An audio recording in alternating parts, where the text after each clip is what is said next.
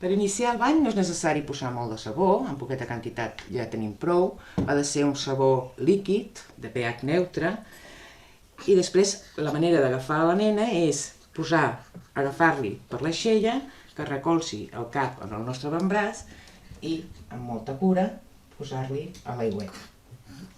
I anar netejant, poquet a poquet i amb suavitat, tots els plecs. Hem de tenir molta cura que els plecs quedin ben nets, perquè són més brutícia i on més suor agafen.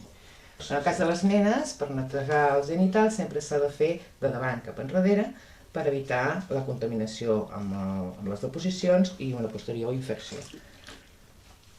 Per netejar-li l'esquena, l'única cosa que s'ha de fer és girar el nen, agafar-lo per la panxeta, així, que recolzi el braç a l'avantbraç i llavors també amb molta cura anar-li netejant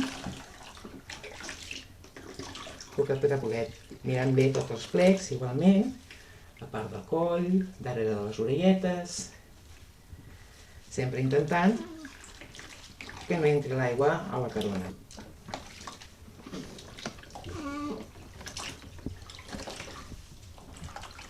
Per assecar, s'ha d'assecar sense fregar, donant petits copets, amb molta cura, i tenint molt especial cuidado amb el que són els plecs.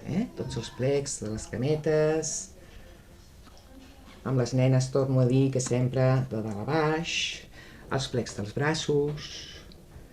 Podem aprofitar a l'hora d'hidratar-la per fer un petit massatge que ajudarà a tonificar la musculatura, a la circulació, i inclús, segons els moviments que fem, també servirà per l'eliminació dels gasos. Va bé sempre calentar una miqueta o l'oli o la llet hidratant perquè no sigui tan molest per als petits. S'ha de fer en moments suaus, amb la punta dels dits, agafant les extremitats, sense tirar la pell.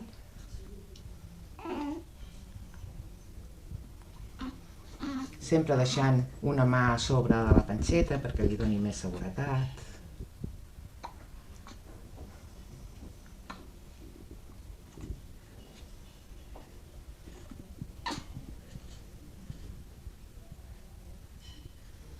Fer moviments perquè pugui eliminar els gasos, són aquests moviments així, poquet a poquet.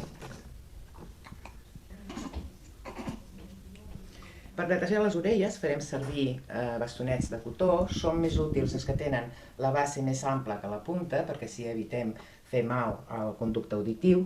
Sempre s'ha de netejar la part de fora, mai s'ha d'introduir dintre. Sempre la part de fora, amb molta cura, per darrere també. Per netejar els ullets farem servir una gassa, una miqueta de suero fisiològic o aigüeta tèbia, és igual. I sempre es farà des del lagrimal cap a la part de fora, cap a la part externa.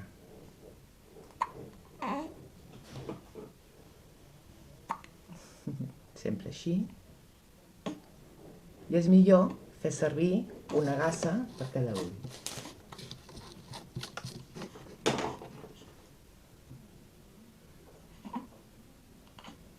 Molt bé. Les ungles dels petits, com veieu, són molt primes, creixen de seguida i van bé aquestes estissores que tenen la punta roma que eviten que en un moment determinat puguis fer-li mal. I ja t'estàs enfadant. El millor és utilitzar o fer-ho quan el nen està dormidet. I s'han de tallar, però no s'han de tallar arrel de pell.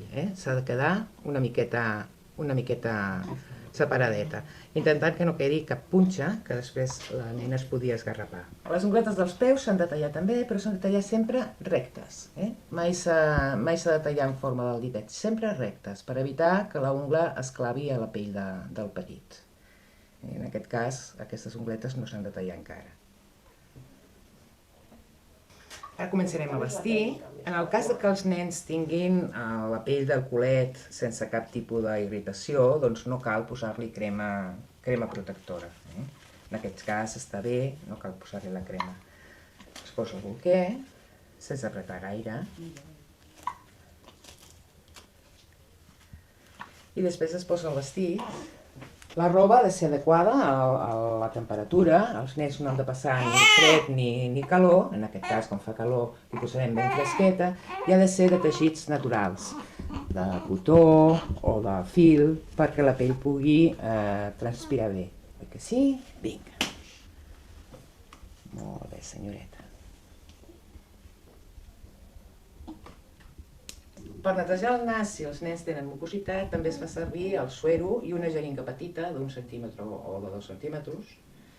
El que s'ha de fer és omplir fins a 1 centímetre. Amb la nena boca avall, el que es fa és tancar un foradet del nas i introduir el centímetre dintre de la fosseta nasal. Els hi molesta, però no els hi fa mal. El foradet i es posa dintre de l'altre foradet.